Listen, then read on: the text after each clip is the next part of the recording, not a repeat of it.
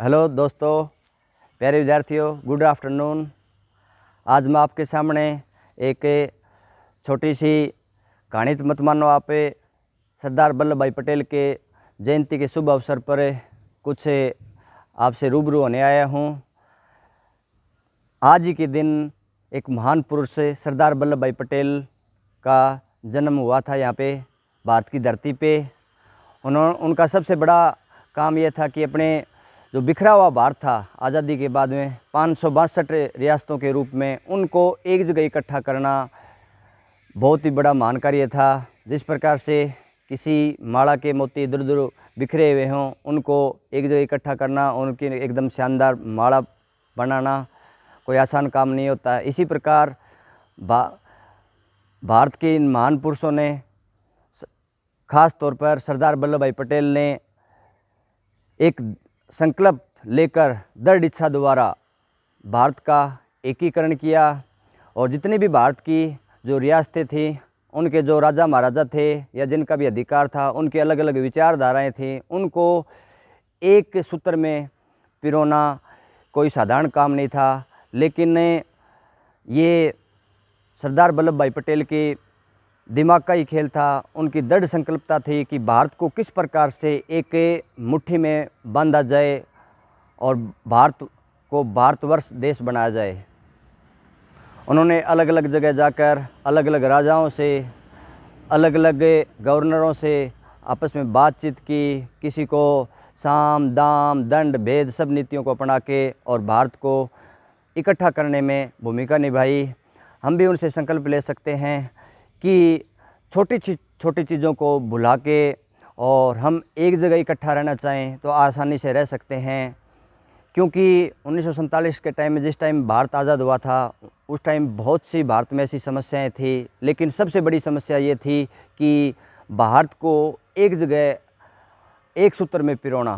तो ये कार्य महात्मा गांधी जी ने गृह मंत्री के रूप में सरदार वल्लभ भाई पटेल को दिया और उन्होंने बहुत ही दृढ़ संकल्पता के साथ सबको साथ लेके और इन 562 देशी रियासतों को एक सूत्र में पिरोया और भारतवर्ष का निर्माण किया। आज अपन समाज में क्या देखते हैं कि समाज में कुछ लोग जोड़ने का काम नहीं करते, अपितु तोड़ने का काम करते हैं। तो तोड़ने वालों से सावधान रहें, क्योंकि जोड़ने से ही कड़ियाँ जुड़ती हैं और तोड़ने से कड़ियाँ टूटती हैं और टूटकर बिखरने से उनको वापस जोड़ना आसान काम नहीं होता है। तो आज का जो अवसर है, हम भी सभी ये दृढ़ संकल्प लें कि जितने भी अपने भाई बंधु हैं जो भटके हुए हैं, वो सभी एक साथ मिलकर एक सूत्र में रहें, भारत के विकास के लिए आगे आएं। क्योंकि कहते हैं कि स्ट्रेंथ, यूनियन इज स्ट्रेंथ, संगठन में ही ताकत है। इसी प्रकार सरदार वल्लभ भाई पटेल को विश्वास था, आत्मविश्वास था कि सब भारतवासी हैं वो एक साथ इकट्ठा होंगे और भारत के निर्माण में अपना योगदान देंगे।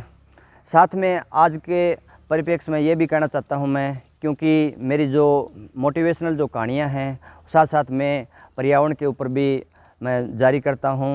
मैंने पर्यावरण के ऊपर बहुत कार्य किया है, जैसे पेड़ पौधे लगाना है, चाहे सहजन के बीज बांटना है, या कोई पेड़ पौधा ख़राब है तो उनकी सुरक्षा करनी है, या पार्क लगाने हैं, या बच्चों को मोटिवेट करना है पेड़ पौधों के प्रति।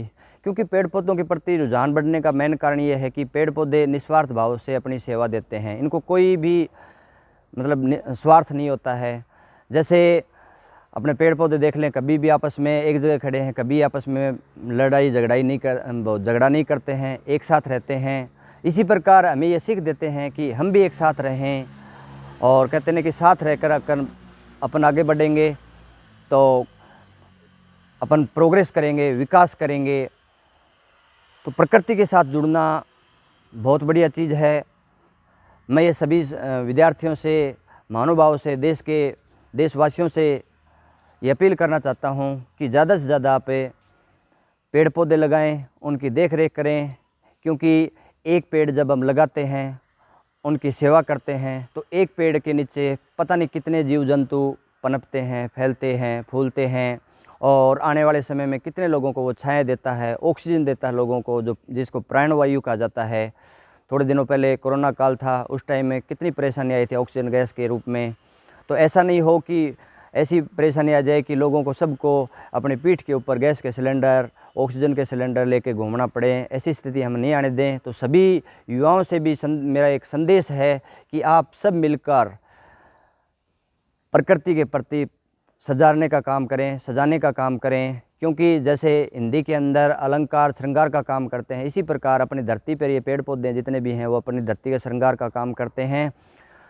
और इस संसार को अब जब हम छोड़ें तो इस संसार को कुछ न कुछ, इस प्रकृति को कुछ न कुछ हमें पेड़ पौधों के रूप में या अन्य चीज़ों के रूप में हम कुछ प्रदत्त करके जाएं, प्रदान करके जाएं, ये हमारा कर्तव्य है। कई बार क्या होता है कि हम अधिकारों की बात करते हैं लेकिन कर्तव्य भूल जाते हैं। अपना सबसे पहला होता है कर्तव्य। अगर कोई आदमी अपना कर्तव्य पे अडिग है तो उसको अधिकार अपने आप मिल जाएंगे।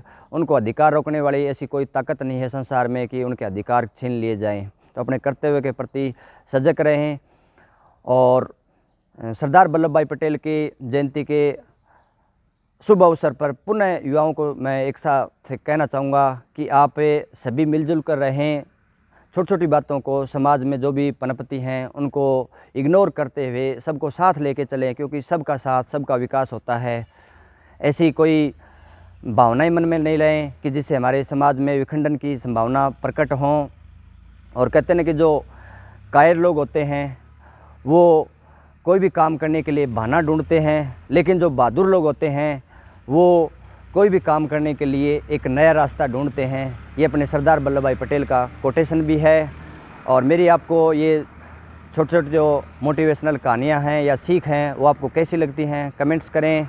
और सभी साथी ग्रुप में भी और अपने रिश्तेदारों में भी मेरे जो चैनल है इसको ज़्यादा से ज़्यादा सब्सक्राइब करवाने की कोशिश करें। अगर आप ये करवाओगे, सब्सक्राइब करवाओगे, तो मैं आपको और ज़्यादा मोटिवेशनल शिक्षा देने की हिम्मत रखूँगा। क्योंकि कहते हैं ना कि मुसीबत के टाइम में कंधे पर रखा हुआ हाथ और सफलता के टाइम में बजाई हुई तालियों से ज़्यादा महत्वपूर्ण होता है। क्या पता मेरी एक छोटी सी कहानी या मेरी कोई छोटी सी एक सीख आपके जीवन को बदल दे और मेरा जीवन धन्य हो जाए। धन्यवाद। जय हिंद, जय भारत।